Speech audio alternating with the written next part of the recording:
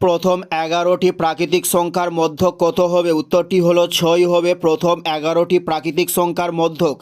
Next প্রশ্ন, মিল সন্ধান করুন শকুন চিল বাদুড়। উত্তরটি হলো তারা সবাই উড়তে পারে।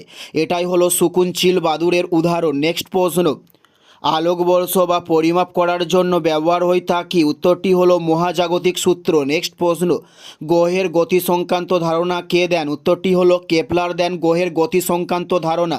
নেক্সট প্রশ্ন, শব্দের বেগ কিসের উপর নির্ভর করে না? উত্তরটি হলো চাপের ওপর শব্দের বেগ নির্ভর করে না। উত্তরটি হলো চাপের ওপর। প্রথম 11টি প্রাকৃতিক সংখ্যার মধ্যক কত হবে? উত্তরটি হলো 6 হবে প্রথম 11টি প্রাকৃতিক সংখ্যার মধ্যক। নেক্সট প্রশ্ন, মিল সন্ধান করুন শকুন চিল বাদুড়। উত্তরটি হলো তারা সবাই উড়তে পারে।